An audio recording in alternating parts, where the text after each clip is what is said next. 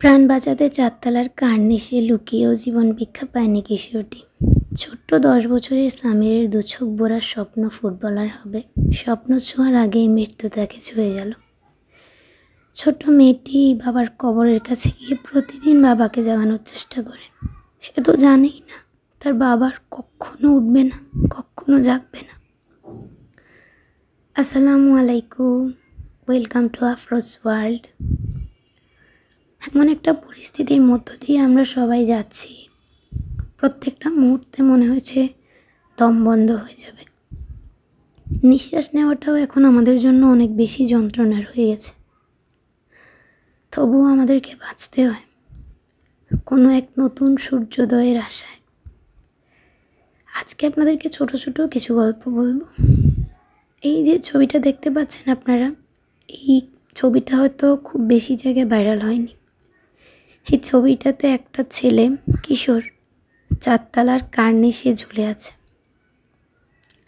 ছেলেটি সকালবেলা রাস্তায় যখন বেরিয়েছিল তখন হয়তো ভাবেনি আজকের দিনটাই তার জীবনের শেষ দিন।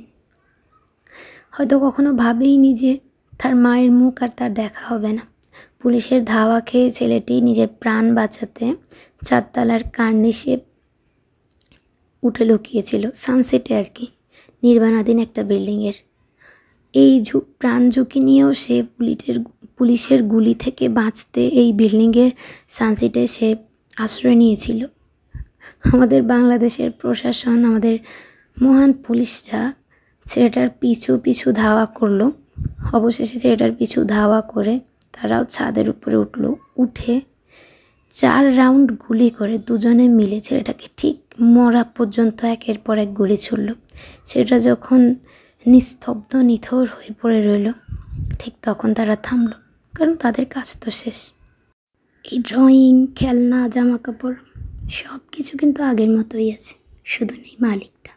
আমাদের ছোট্ট সামিরের শেষ স্মৃতি তার বাবা রেখে দিয়েছে। ছোট্ট সামিরের স্বপ্ন ছিল সে ফুটবলার হবে।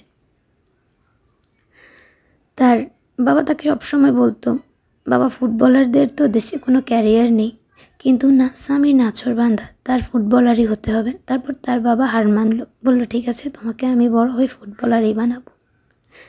ছোট্ট সামিরের দু চোখ ভরা কত স্বপ্ন, মাত্র 10 বছর বয়স। স্বপ্ন ছোঁয়ার আগেই মৃত্যু তাকে ছুঁয়ে গেল। সন্ধ্যায় অথবা রাতে সম্ভবত জানালার ধারে শুধু জানালা বন্ধ করতে গিয়েছিল। পুলিশের টিয়ার গ্যাসের ছড়াছড়িতে ওদের বাসার ভেতরে গ্যাসটা প্রবেশ করছিল বলে জানালাটা বন্ধ করতে গেল। আর একটা বুলেট সামিরের চোখ ছুঁয়ে চোখ গেলে মস্তিষ্কের ভিতরে প্রবেশ করে ওয়ালের মধ্যে এই ওয়ালে গিয়ে, যে ওয়ালটা এখন সম্ভবত ফেটে গিয়েছে, এই ওয়ালটা গিয়েছিল। তারপর আর কি, সামিরের ফুটবলার হওয়ার স্বপ্ন সাথে সাথেই তাকে মাটি চাপা দেওয়া হলো। 3 বছরের ছোট্ট বাচ্চাটা প্রতিদিন তার বাবাকে জাগানোর চেষ্টা করে। এটা তো জানে না তার বাবার কখনো ফিরবে না, কারণ তার বাবা মাটির ঘরে ঘুমিয়ে আছে। ভদ্রলোক পরিবারের ভালো রাখার তাগিদে, জীবিকা নির্বাহের তাগিদে শহরে পাড়ি জমান। কারফিউ চলাকালীন সময়ে তার ক্লাস 4-এ পড়া ছেলে কল দিয়ে তাকে বলে, বাবা আমার প্রাইভেটের জন্য টাকা লাগবে। প্রতি উত্তরে লোকটা বলেছিলেন, ঠিক আছে বাবা, পাঠিয়ে দেব। কারফিউ তো শিথিল হলো, নেট চালু হলো, বিকাশ তো কাজ করলো, কিন্তু টাকা পাঠানোর মানুষটা আর রইল না। সে ভদ্রলোকেরই 3 বছরের একটা ছোট্ট মেয়ে আছে। মেয়েটা বাবার লাশের কাছে গিয়ে বলেছিল, বাবা উঠো, তুমি তো বলেছিলে আমার জন্য আম আনবে। প্রতিদিন বাবার কবরের সামনে গিয়ে বাবাকে জাগানোর চেষ্টা করে, বাবা উঠো, তুমি আমার জন্য আম আনবে, লিচু আনবে, চকলেট আনবে। তাকে কে বোঝাবে তার বাবা আর উঠবে না, তার বাবা আর জাগবে না? আমাদের দেশ স্বাধীন বাংলাদেশ। আমি ভাবি আমাদের দেশ বৈষম্যহীন স্বাধীন হলে তো ভালো, দেশটা সংস্কার হলে তো ভালো, আলহামদুলিল্লাহ, যেটা আমরা সব সময় চাই, দোয়া করি। কিন্তু যদি কোনো কারণে আমাদের দেশটাই আগের মতোই রয়ে যায়, তাহলে এই পর্যন্ত যে মানুষগুলো শহীদ হয়েছে তাদের পরিবার, যারা সন্তানহারা হয়েছে, যারা পিতাহারা হয়েছে, যারা ইয়াতীম হয়েছে, ভাই হারিয়েছে, বোন হারিয়েছে, তাদের দগদগে ক্ষতগুলো কি কখনো শুকোবে? সব কিছু একটা সময় আবার স্বাভাবিক হয়ে যাবে। কয়েকটা মাস, এরপর সবাই আবার মুক্ত বাতাসে নিঃশ্বাস নেবে, সব ভুলে যাবে।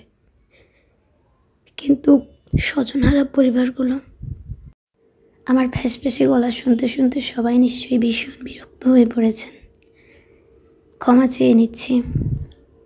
যারা এই পর্যন্ত আমার সাথে ছিলেন তাদেরকে অনেক ধন্যবাদ।